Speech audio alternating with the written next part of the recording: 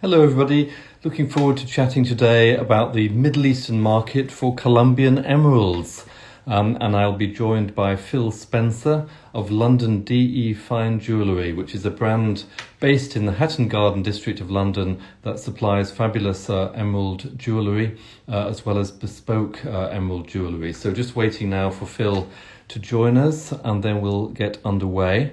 I am currently in Vicenza on the eve of Vicenza Oro, the Vicenza Gold Jewellery Fair. So looking forward to that. It starts tomorrow and there will be a fabulous array of gem set and gold jewellery and silver jewellery on display.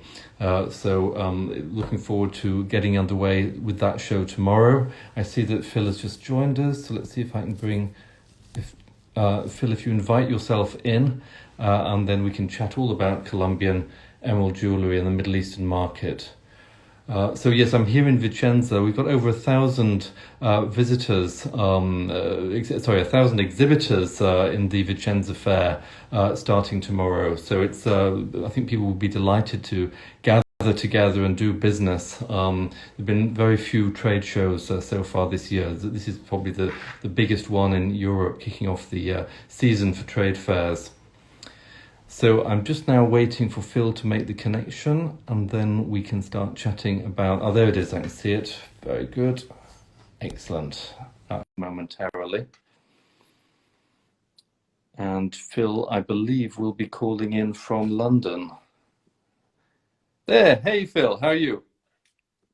Hi, very good, thank you. Excellent. So where are you today? Are you in London? That's right, yes. We're in our office in 25 Hatton Garden. Excellent. So Hatton Garden, the diamond jewellery district of London, know it well.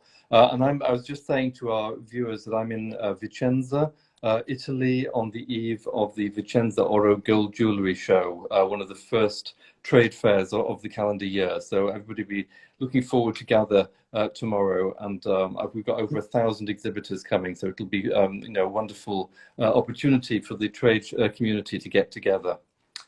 So let's chat about London DE Fine Jewellery first and its connections to emerald jewellery. You founded the company. Could you tell us a little bit about London DE Fine Jewellery and its involvement with Colombian emeralds? Yeah, sure. So I founded Lundy almost 10 years ago now, out of what was really a lifelong passion for coloured gemstones, in particular Colombian emeralds and fine jewellery. So we specialise in bespoke and ready-to-wear fine jewellery, but in particular we focus on diamonds and Colombian emeralds. And usually in combination with one another or singularly. We manufacture our own jewellery both in-house in Bogota, in Colombia, and also we sometimes commission some local jewellers in London for certain pieces as well. But wherever we can, we try and use local sourced workshops. Yeah, and how did you come to be involved specifically with Colombian emeralds? Was this something that you've always been passionate about, or did you have certain connections to the world of Colombian emeralds? Sure, yeah. And I've had, throughout my entire life, I've had many friends and family involved in the various aspects of the jewellery and gemstone industry. And I think my interest in particular came about through coloured gemstones, which I saw as something quite unique and quite different from diamonds and quite rare. And it was really through sort of personal connections of family, friends who were involved in the Colombian emerald industry. I became particularly interested in those, and that became a sort of a niche area of interest for me, which I gradually developed over time. And around 10 years ago, I sort of took the plunge and decided to formulate a business around that. And yeah, I've never looked back, and since then it's been a fantastic journey that we've been on. Yeah. So your offices are based in Hatton Garden, the Diamond District of London, but you also recently opened a branch, didn't you, in Dubai, in the Middle East. So could you tell us about that? What led you to decide to open a branch in Dubai? Sure. Yeah, well, we actually opened an office in Bogota first of all 2 years ago. So London we started 10 years ago, Bogota 2 years ago, as a sort of manufacturing centre and sourcing centre. The expansion into the Middle East really came about because a lot of our customers were based there. It's an area that I've actually lived in before for several years. So I had some personal connections there as well, and it's a burgeoning market. That there's an enormous amount of interest in coloured gemstone jewellery and fine jewellery in general across the Middle East, and it's growing rapidly. So really, it's one of the sort of premier hubs of the luxury market across the board, but also in particular for our sector. So for us, it was a no-brainer really to get involved in that, get boots on the ground, and start to engage with the local consumers and businesses. So we set up a business in the DMCC, which is the Dubai Multi Commodity Centre, the free zone, in January this year. So it's a very nascent enterprise, but it's going extremely well. And we're now building our team out there and making those connections to really build and have an impact on the market, which is, as I say, really burgeoning at the moment. Okay, so could you tell us a little bit about the operations of London DE Fine Jewellery in Dubai? I mean, will you be offering bespoke services for emerald jewellery to customers from the region, for example? Yes, and we offer a full range of services, including, as you rightly say, bespoke jewellery creation for local customers. We also are involved in some of the commercial activities involving the wholesale of stones, very fine grade emeralds, to local manufacturing jewellers, and also representatives from the Indian jewellery sector who have a very strong presence in Dubai. So we're engaged really in sort of two channels, in the business to business market and also the business to consumer, directly to consumers of fine coloured gemstone jewellery. Yeah. So if people, for example, wanted to order a special piece of Colombian emerald jewellery from you, how would they do that in Dubai? Sure, but there's a number of ways of getting in touch with us. Primarily through our social media, we're very active, in particular on Instagram, but also Facebook and Pinterest and LinkedIn, as well as Twitter and many others. But and we also have various methods of contact through our website, which is londonde.com. We also host a number of events. The next one, for example, is in May in Dubai. So we have opportunities for people to meet us face to face. And also we have a sales office in London where I am today, but also in Dubai in the DMCC, and also in Bogota. So anyone local to those cities can also meet us and greet us there. All right.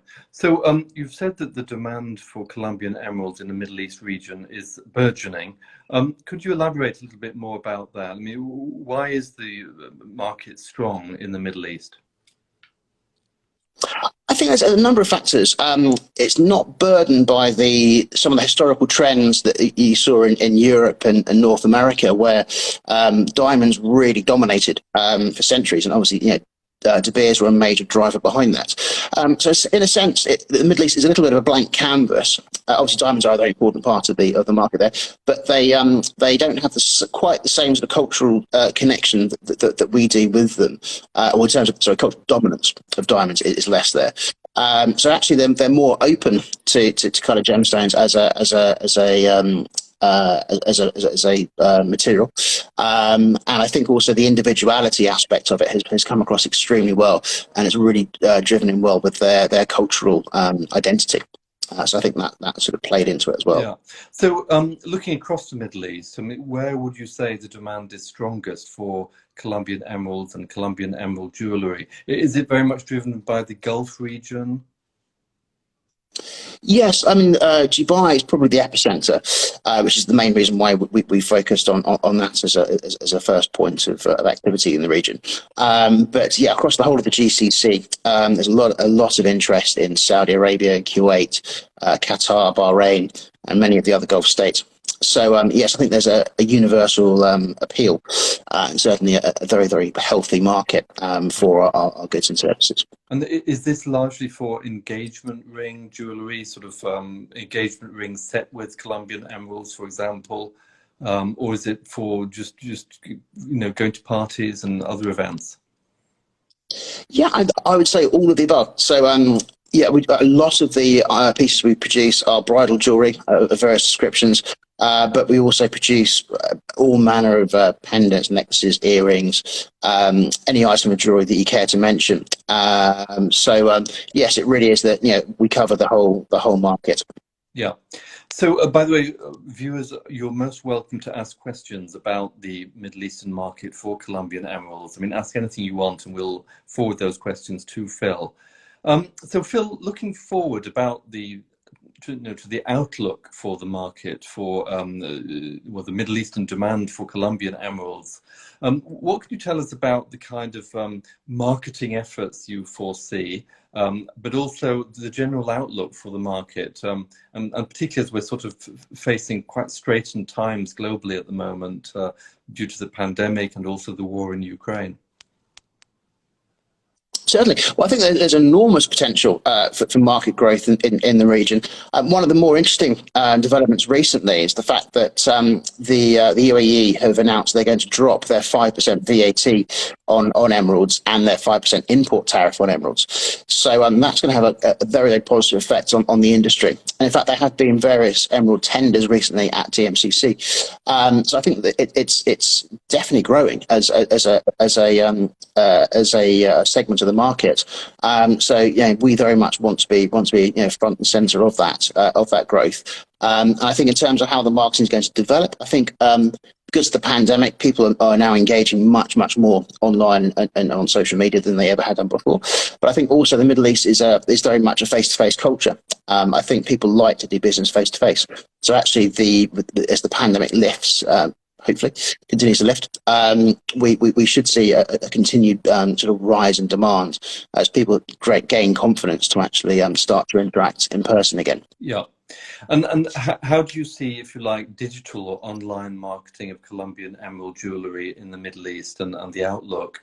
Do you think more customers will be happy to, say, order bespoke pieces of Colombian emerald jewellery online by say DMing you in the Middle Eastern region? Is that the future?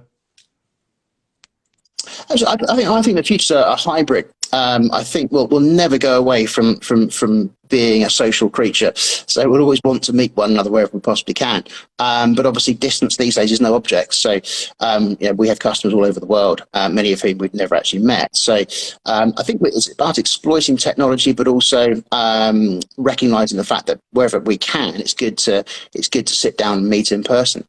So I think we have a very sort of hybrid approach to our engagement with customers and with all stakeholders, actually.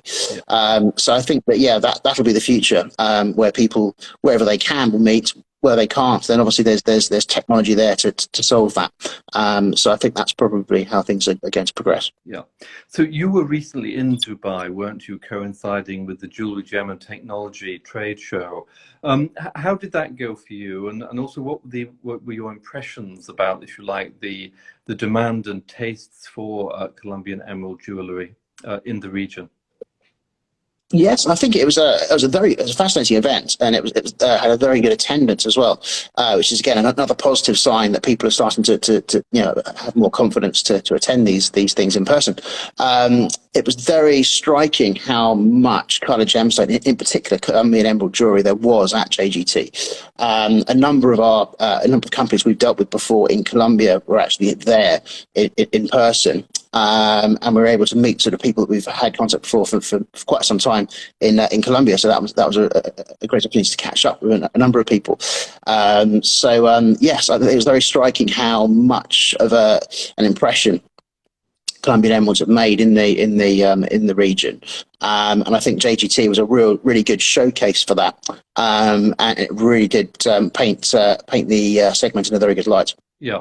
And what is the sort of the image or the perception of Colombian emeralds in the Middle East? I mean, are Colombian origin emeralds particularly well known there? I mean, what is the sort of, if you like, the image of Colombian emeralds in the Middle East compared with emeralds from other origins?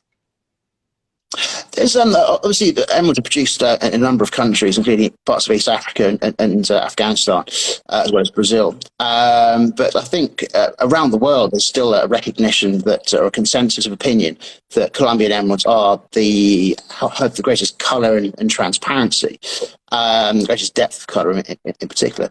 So I think that they have that quality hallmark, which is obviously at a cost premium, but also as an aesthetic premium. That's on a desirability level. They do have that wonderful X factor that really sets them apart from all other points of origin. Yeah. So could you tell us a little bit more about why Colombian emeralds have a premium in the market? I mean, what is special about them, in your view, compared with, say, Brazilian emeralds or emeralds from Africa? Sure. Well, there's obviously some wonderful material that comes from Africa and Brazil and other countries. So it's in no way to diminish that. But of course, Colombian emeralds do have a very high degree of transparency and a very fine colour, which is essentially not too light, not too dark. If you imagine a bell curve, it's in that sort of sweet spot in the middle, sort of a wine glass held to the sun. Coloration. Although all emeralds have inclusions, there's no such thing as a flawless emerald unless it's artificial. So all emeralds do have some form of inclusion in them. However, the number and the type of inclusions in Colombian emeralds are far fewer, which gives them an additional advantage in terms of transparency. And when they're oiled, they can also produce a very fine outcome. So that's really the main reason. It's around the colour and the depth of colour and the transparency that really sets them apart. So could you tell us a little bit more about the optimal colour of Colombian emeralds? How would you describe the green that is most desirable among customers? And say in the Middle East, can you differentiate what the Middle East customers want compared with customers from elsewhere? Yeah, it is really a balance between not being too light or dark. It's more of an art than a science in many cases, but it is actually that sort of sweet spot between the two. So the best analogy that I can really give is a wine bottle held to the sun. In terms of that's the sort of ideal colour that you can achieve. Some stones from different regions have slightly different secondary colours, so you'll often get sort of bluish secondary colours, sometimes yellowish secondary colours, and again those can be very beautiful as well.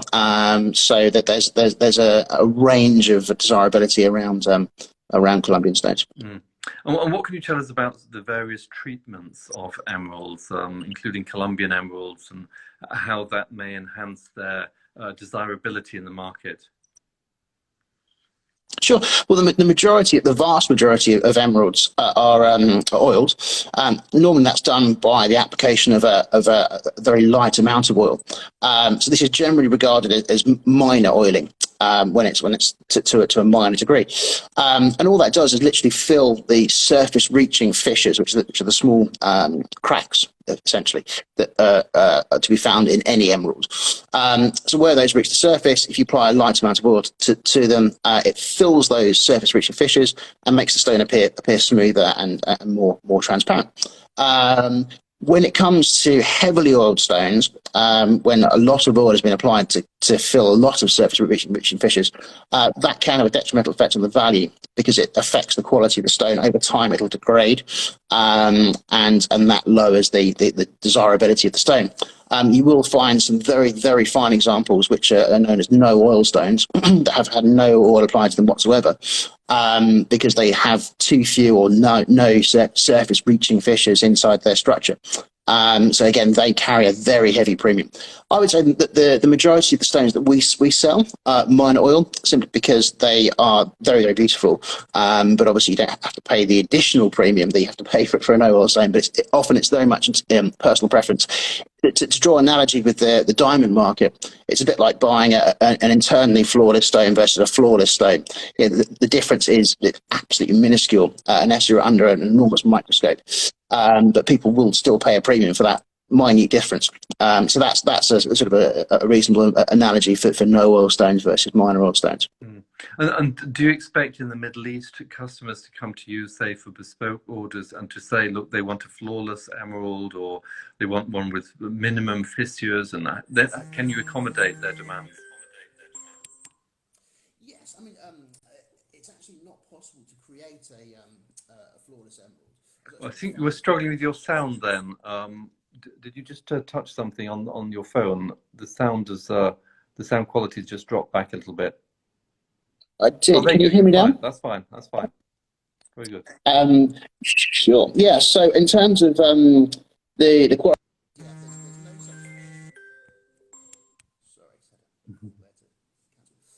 Modern technology. Yeah. Man in demand. There's no such thing as a And flawless. again, the sound, if you could just adjust your sound, we've just lost it again. Right. There Is you go. that That's fine. better now? That's fine. Yeah.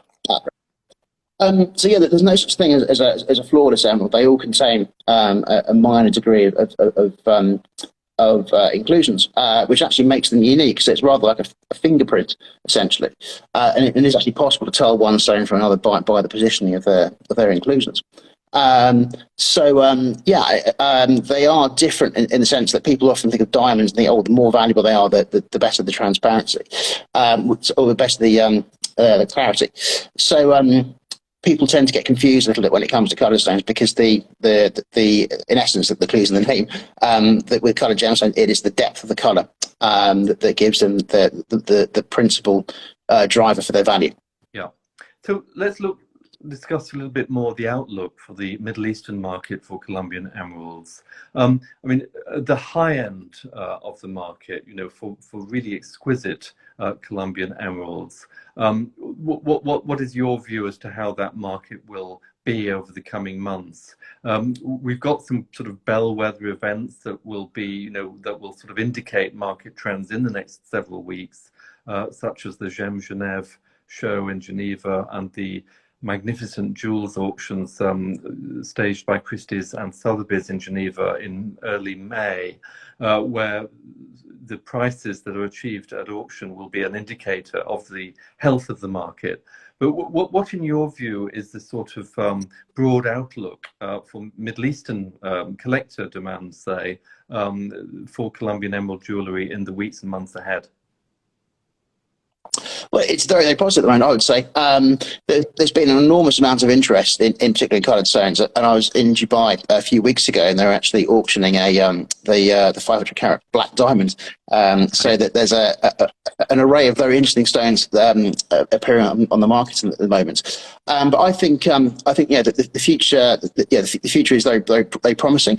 I think there will be some market penetration from lab-grown stones, as has been in the diamond market, and I think that's to be expected. I don't think that will have a negative impact on the value of naturally sourced stones and naturally occurring stones. I think they will always carry their own uniqueness and premium. So I think the future of the fine end of the market in particular is very, very positive. I think also in terms of market penetration from new sources of production, so Ethiopia has started to produce quite significant quantities of emeralds, for example.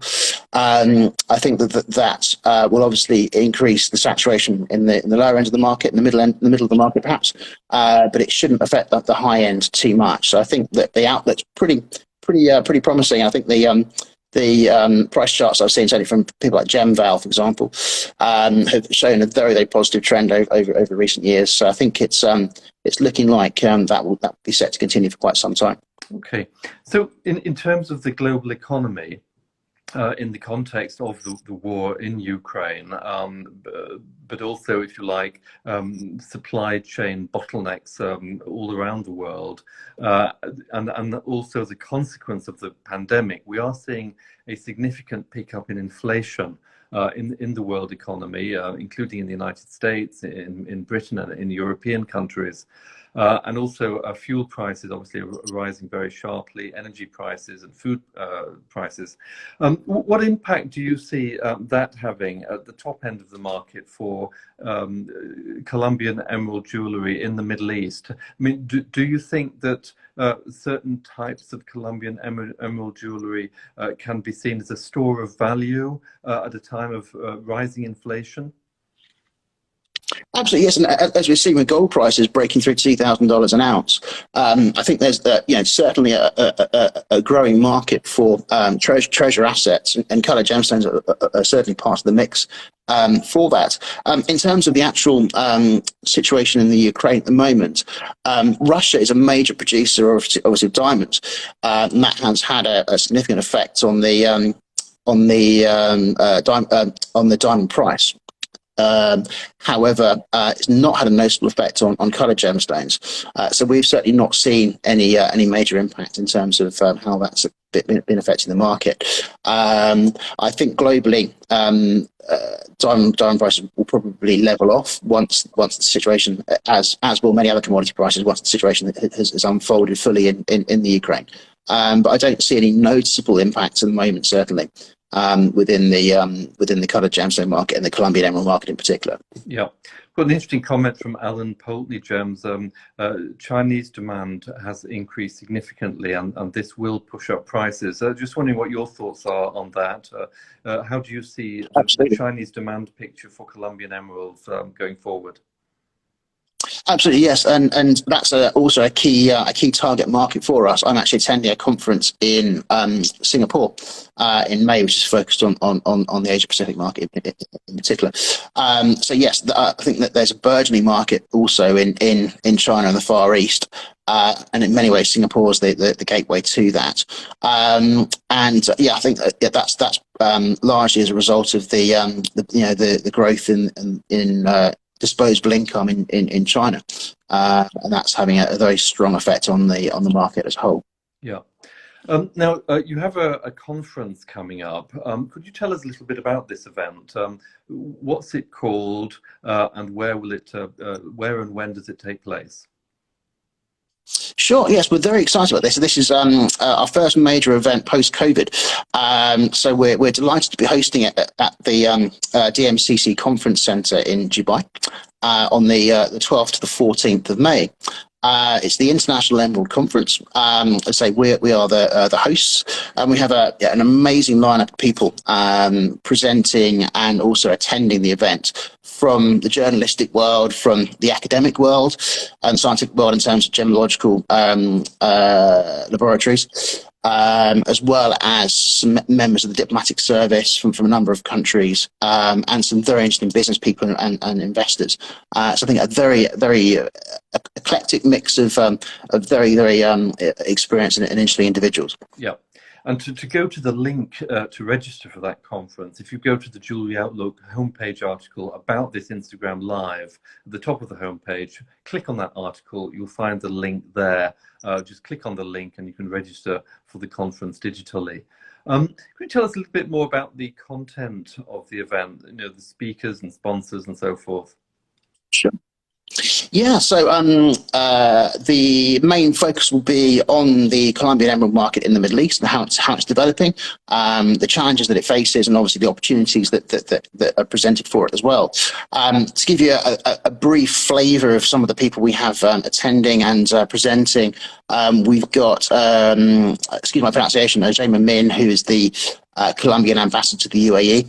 It's confirmed as attending Guillermo Galvez, who's the head of the Colombian Emerald Exporters Association in Colombia, the CEO of CD Tech Gemological Laboratories, Gabriela Sarmiento, as well as a number of influencers and jewellery experts, including Helen Molesworth, Belinda Morris, the National Association of Jewellers, a delegate from the Kimberley Process, and members from the diplomatic service from the British Chamber of Commerce in Colombia, and from the Department of International Trade in Dubai as well, amongst many others, including a whole range of journalists and business people. So I think it'll be a fascinating event.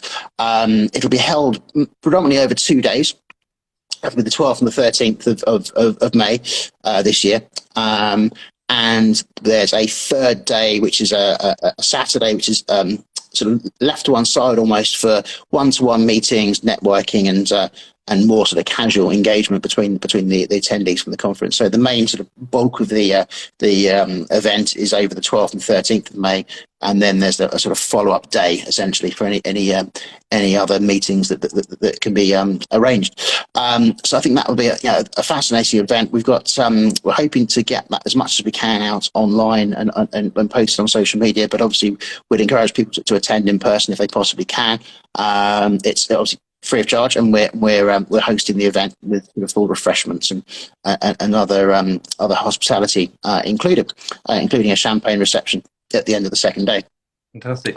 So for us really to sort of cement our network in the Middle East and broaden it out amongst the local business leaders, academics, and other stakeholders. Yeah. So essentially, you'll be raising the visibility of Colombian emeralds to the Middle Eastern market through the conference and through the content that will be disseminated from the event. Absolutely, yes. Yeah.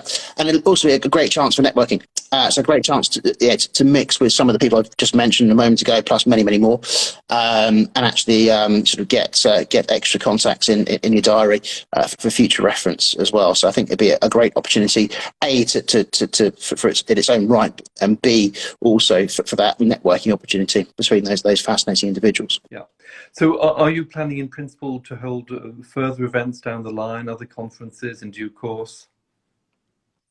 Absolutely, yes. And the next one will probably be in Bogota later this year, and then another in London probably early next year.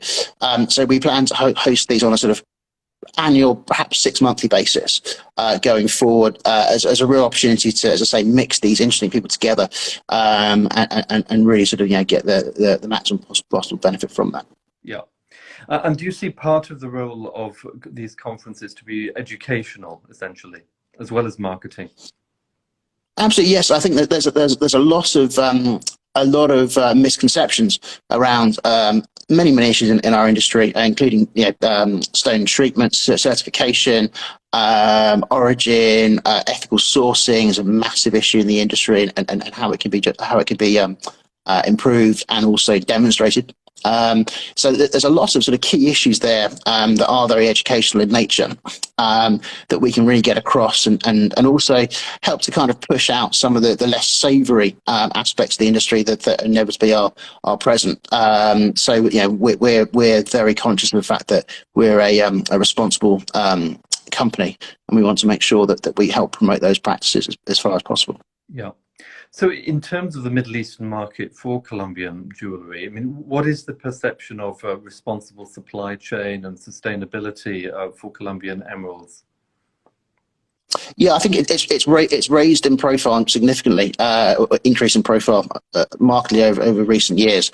I think the Middle East has really become one of the key drivers for certainly a lot of sustainability programs and initiatives. I know that they're rapidly building huge eco-cities across the Middle East, sort of powered by solar power and wind and other renewable energy sources.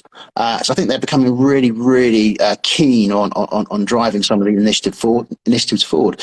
And obviously, as they grow in their purchasing power, that's driving right down the supply chain to the point of origin across the world.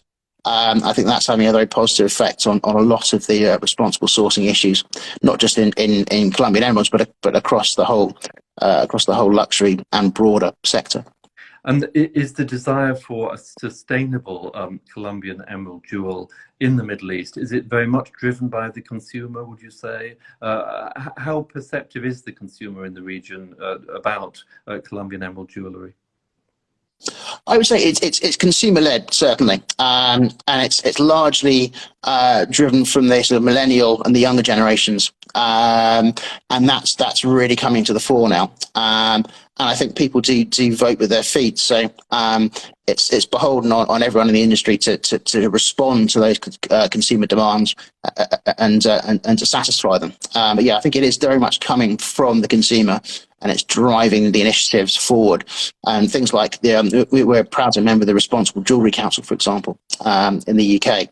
And that's an initiative that's really grown legs over recent years, and that's gaining a lot of traction across the Middle East, as are many other sort of very noble institutions that are working on various fair trade initiatives. Yeah, well, I know that Iris van der Weken, the executive director of Responsible Jewellery Council, was in Dubai, coinciding with the Gems Jewellery and Technology event there. So, and she was, developing further her contacts with key players in the Middle Eastern market during her visit for the RJC. Given the sort of global context of the pandemic and the war in Ukraine, I mean, how may that affect psychology towards Colombian emeralds in jewellery? Do you think that it could encourage, if you like, emotional demand for emerald jewellery? The bright colours, the wonderful colours of Colombian emeralds, can they be sort of a joyous response to a difficult world?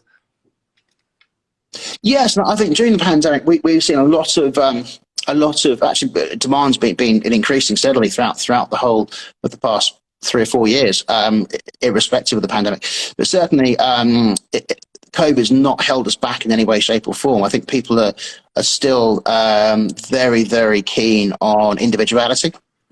They want something that's different. They want something that is personal to them. It's something that's not going to be just identical to items that they might find on other people.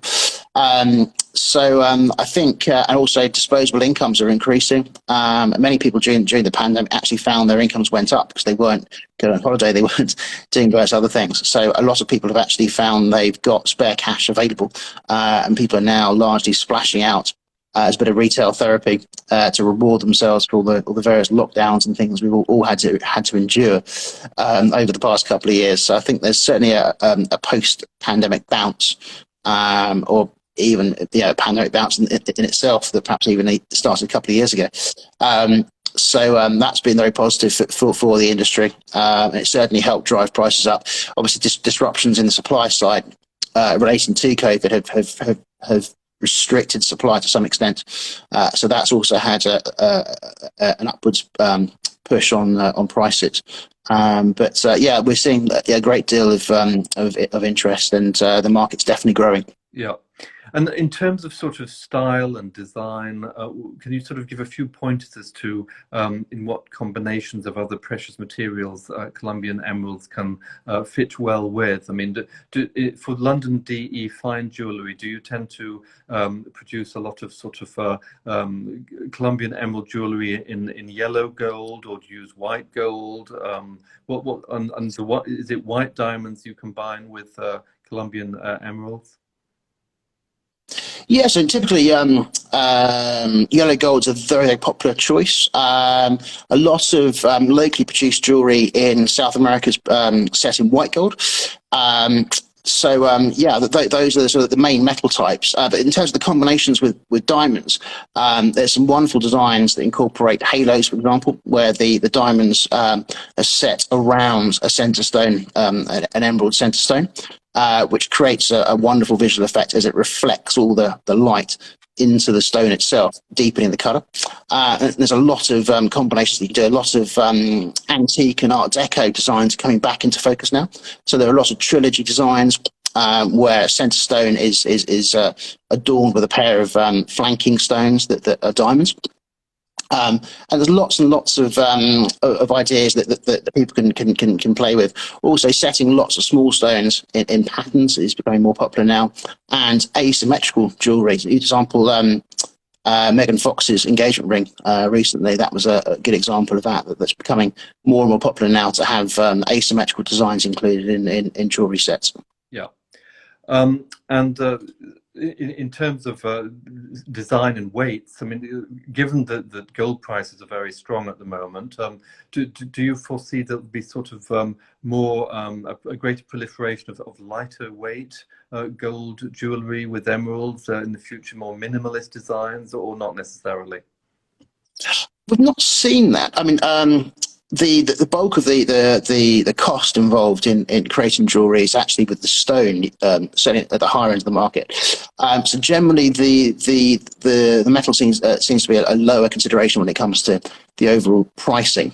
We've not seen any evidence of it, but who knows, that may change, and certainly over time, if gold prices continue to go up, it may eventually become a factor in jewellery design, certainly at the sort of more modest end of the market, perhaps. Yeah. I mean, there's some speculation, in fact, that the gold price may come down soon, because the US Federal Reserve is expected to raise interest rates later today, and that will weigh on gold as a non-yielding commodity. importance of artisanship and craftsmanship in your pieces. Could you just tell us a little bit about that? I mean, London DE Fine Jewellery is very proud of the quality of the craftsmanship of the emerald jewels that you supply. Could you just tell us a little bit about the artisans who work for you and where they're working and where they fit in the supply chain? Sure, yeah. Well, most of the original stones come from artisanal mining sources, mostly in Musée, Cosquez, and Chivor in Colombia. We have a workshop in Bogota where we produce handmade jewelry using diamonds, emeralds, and precious metals. So every technique that we use is age old. We don't use any machine designs. Everything's done by hand. And that's really the way that we've always operated. We're obviously very proud of the fact that we pay well above the minimum wage, and obviously we look after our people there to a very high degree. And that's also part of our RJC membership and part of our general ethical stance in terms of how we do business. So that's always been very important to us, and we're actually starting to do more business locally. So traditionally, we used to produce jewelry in Bogota largely for export. We're now producing more for the local market. We're in particular focusing on some of the opportunities relating to the cruise industry, the cruise ship industry in Cartagena, and also opportunities with the US directly from Colombia.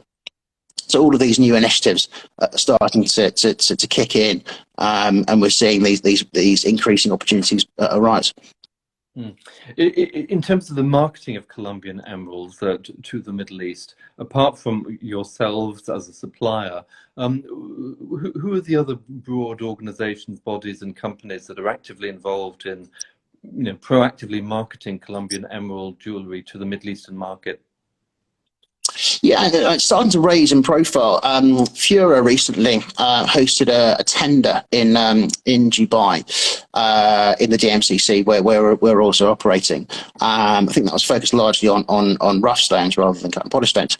But yeah, certainly there's an increased interest in Colombian emeralds in Dubai. I think we're probably one of the early movers in terms of that process, but we're certainly not alone in what we're doing at the moment. And in particular, Ahmed bin Salem, the CEO of the MCC, recently mentioned his interest in a BBC interview in terms of growing the emerald trade in Dubai, which sort of feeds back into my earlier point about the reduction in VAT and the reduction in import duties, which are hopefully inbound in Dubai, which have a very positive effect on the industry. And that also sort of plays in very nicely to what we're trying to achieve there by setting up an office in the DMCC and placing boots on the ground. But I think there's going to be increased interest as the market consolidates, as the supply chains become less fragmented and some of the larger players consolidate the supply side. We are going to see some larger companies become involved, and potentially it could move towards a more structured and more